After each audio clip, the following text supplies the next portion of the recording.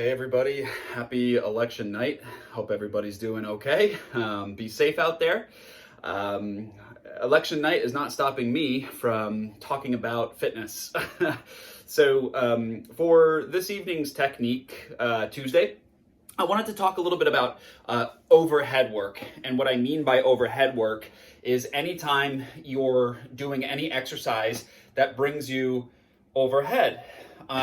It's sort of a controversial topic because if you're a little bit risk averse, like me, I'm very careful when prescribing overhead activity, whether it's pushing or pulling or anything else around that. I want to make sure that my client has the capacity to do that safely because based on just regular sort of daily posture and whatever, it can be sort of a higher risk task for people to do. To put the shoulder in a position that's under load overhead. And the reason, like I said, a lot of people have poor posture, which compromises the shoulder. And then if the shoulder's compromised and then you're going overhead, it's going to be provocative and cause issues. I've seen it happen a lot of times, particularly when people are doing really sort of dynamic things with their shoulder without having the requisite strength. For example, I mean, this is, at this point, it's a cliche to say this, but it is true. And I've been talking about it for 10 years. For example, when people are doing kipping pull-ups before they can even do a strict pull-up, this is just a recipe for shoulder issues down the road. The only variant there is how resilient a person is to that wear and tear over time. One reason is that posture. The second reason is just your sort of God-given mobility. If you're working with really tight shoulders or a more rounded or kyphotic sort of upper back, i.e. thoracic spine, you're going to run into some issues going overhead, and I'll explain a little bit about that momentarily. So, two reasons that I'm wary of going overhead. One is posture from daily activity. Compromising overhead positioning. So two would be the mobility that you have based on it being natural and or the injuries that I spoke on in just a second ago. And then the third thing is just having improper technique, okay? This is what we could also call motor control, having poor motor control, which is basically the body's ability to move, essentially, in functional patterns, as it were. So first, I just want to tell you what an ideal overhead position should look like, and then I'll make some suggestions based on if you want to train overhead, but you might have some sketchy stuff going on, what might that look like for the best? So in terms of going overhead, whether you're pushing or pulling, you want to make sure, as is always the case, that when you go overhead, like I am right now, that the shoulder is in line with the elbow, is in line with the wrist, okay? So this overhead position is important in terms of it being, the joints being stacked. So wrist over elbow over shoulder is where that has to go.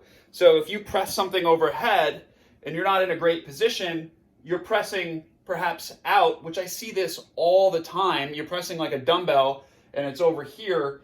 This is a problem because the load is here. And so that moment force is, putting the shoulder in a really bad position. So you've got some torque on that's really ill-advised relative to the exercise if your aim is to be pressing overhead.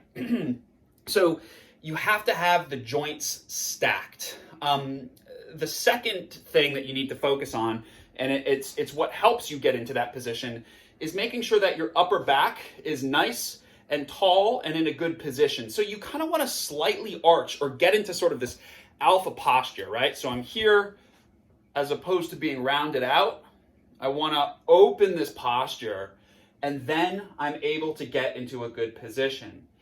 That's important because if you sit at the computer all day and years go by, you develop a forward head posture, you develop rounded shoulders. Do this with me, actually. First, puff up your chest and bring one arm overhead. See how close you can get into that ideal stacked position. And then I want you to do this. I want you to round your back out, hunch over, and arch your neck like this. And then see how close you can get. to bringing your arm overhead. This is as close as I can get without an impingement or pain. So one thing, and I see a lot of people, you can see that their shoulders are rounded out in front, okay? This is just, desk jockey sort of syndrome. And trying to get something overhead like that is quite the task. But if I drive my shoulders back, arch my upper back, boom, I can get that up there. And I'm not even kidding. You round, try to get your arm overhead. You cannot do it. Try it. So that's why I have a problem with, anybody in the 21st century is spending time like this for hours, and then you go ask them to do, dumbbell snatches. Good luck. So that's what needs to happen is the joints stacked over one another with a good position in terms of your posture. And a lot of times when people rough up their shoulders or they get some kind of shoulder pain, they think, yeah, it's my shoulder, it's a bicep tendonitis or something. 9 times out of 10, the problem is actually stemming from the fact that your back is super, super rounded. So if you take care of this thoracic extension, you're going to take care of a lot of mobility issues and pain. And I used to pride myself on being able to have really great flexibility going overhead, but I've lost it over the years just based on poor posture and whatnot. So I've been doing just a one arm overhead position. 2 arms makes it way more difficult. I can get it, but it's not quite there. Double overhead exercises are a little bit, or I should probably just say, they're a lot riskier than single arm exercises. So if you have any issues getting into this position where the bicep is close to the ear, meaning like you can kind of abduct the shoulder joint to where the bicep gets to the ear with a straight arm with the joint stacked. If you have any trouble with that at all, I suggest if you are going to be doing any overhead pressing that you do it single arm, because when you add both arms, all the problems just kind of double, which makes sense. The other thing I would advise, if you have trouble getting into those overhead positions, I would focus on doing more horizontal pushing to mid-range pushing before playing with going overhead too much. So work on single arm exercises in the mid-range in the horizontal and mid-range position. An example of a horizontal exercise for your upper body would be a push-up. An example of a mid-range exercise would be something like a landmine press. As you can see, we're not totally overhead, and we're able to safely perform that exercise without creating that impingement.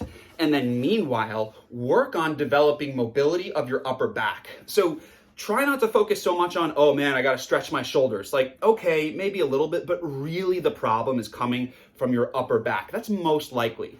You may very well, as a result of being like this, you might have really short pecs that you need to kind of stretch, but that's not even really your shoulder. So don't get in there thinking you've got to do all kinds of funky stretches, with your shoulder to get that into position. Worry about your upper back mobility, and I promise you'll see improvements in reducing pain, but also improvements in your ability and capacity to go overhead. So that's, I think, pretty much all I have to say about overhead pressing for the moment, other than, I guess, if you do have shoulder pain and you're working out and going overhead, please ask yourself why you're doing it, so that you can come to a reasonable conclusion as to what you should do relative to the reasons why. If you've got money riding on some goal that revolves around you going overhead, well, then you're going to have to think of how to do that and calculate the risk of injury. But I have plenty of clients who have trouble going overhead, and they've been with me for years and years, and they haven't done a barbell military press in forever. And they still love their fitness. You don't have to go overhead to have a thriving sort of fitness career, as it were. So that's important to me. And also, you have to be very selective in your overhead work and what's going to be right for you.